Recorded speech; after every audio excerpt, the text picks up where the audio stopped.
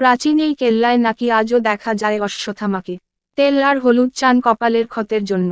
মাহভারা Ashwatthama is still আলাইভে এর অজস্র চরিত্রের মধ্যে অন্যতম গুরুত্বপূর্ণ চরিত্র হলেন অশ্বত্থামা। তিনি পুরাণে বর্ণিত অষ্ট চিরঞ্জীবীর অন্যতম, অর্থাৎ অশ্বত্থামা অমর। মধ্যপ্রদেশের একটি পুরনো কেল্লায় তাকে আজও দেখা যায় বলে অনেকে মনে করেন। এমনকি তার কপালের ক্ষত থেকে নাকি আজও রক্ত ঝরে।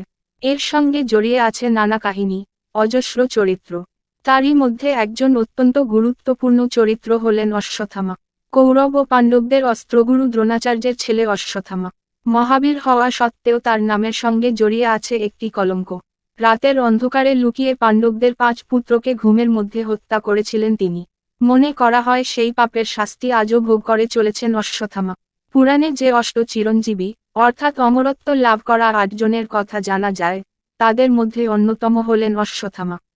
তাই অশ্বত্থামার মৃত্যু নেই, কিন্তু অবাক করা বিষয় হলো, আজও নাকি অশ্বত্থামাকে দেখা যায়। নিজের অভিশপ্ত জীবনের বোঝা বয়ে আজও নাকি মানুষের দরজায় দরজায় ঘুরে বেড়ান মহাভারতের মহাবীর অশ্বত্থামা।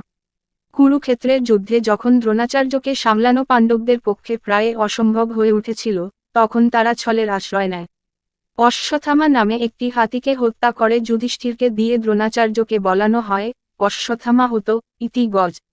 পরের অংশটুকু যুধিষ্ঠির ফিসফিস করে বলেন। দ্রোণাচার্য শুধু অশ্বত্থামা হতো এইটুকুই শুনতে পান। সত্যবাদী হিসেবে পরিচিত যুধিষ্ঠিরকে বিশ্বাস করে নিজের পুত্রের মৃত্যু সংবাদে ভেঙে পড়ে অস্ত্র ত্যাগ করেন দ্রোণাচার্য। সেই সুযোগে তাকে হত্যা করেন অর্জুন। ছলের আশ্রয় নিয়ে তার পিতার হত্যা মেনে নিতে পারেননি অশ্বত্থামা। তার বদলা নিতেই রাতের অন্ধকারে পাণ্ডবদের হত্যা করতে গিয়ে ভুল করে তাদের 5 পুত্রকে হত্যা করেন তিনি। শুধু তাই নয়, ব্রহ্মাস্ত্র প্রয়োগ করে উত্তরার গর্ভের সন্তানকেও হত্যা করেন তিনি। সেই পাপের শাস্তি হিসেবে কৃষ্ণ তাকে অভিশাপ দেন যে বিশ্বের কোথাও তিনি আর শান্তি পাবেন না। মহাদেবের আশীর্বাদে জন্ম নেওয়া অশ্বত্থামার কপালের চিন্তামণি রত্নও খুবলে বের করে নেওয়া হয়। তারপর থেকে প্রায় 5000 বছর ধরে অশ্বত্থামা এই পৃথিবীতে ঘুরে বেড়াচ্ছেন বলে মনে করা হয়। এমনকি মধ্যপ্রদেশের একটি পুরনো কেল্লায় নাকি তাকে মাঝে মধ্যে দেখাও যায়। মধ্যপ্রদেশের বুরহানপুর থেকে 20 কিলোমিটার দূরে এই কেল্লাটি অবস্থিত। এখানে মাঝে মাঝে বিরাট চেহারার এক ব্যক্তিকে মহাদেবের পুজো করতে দেখা যায় বলে জানিয়েছেন স্থানীয় বাসিন্দারা। নর্মদা নদীর গৌরী ঘাটেও নাকি সেই ব্যক্তিকে কেউ কেউ দেখেছেন। অনেকে বলেন সেই রহস্যময় ব্যক্তির কপালে একটি দগদগে ক্ষত দেখা যায়। সেখানে লাগানোর জন্য মাঝে মাঝে কারোর কাছে নাকি তিনি তেল আর হলুদ চান।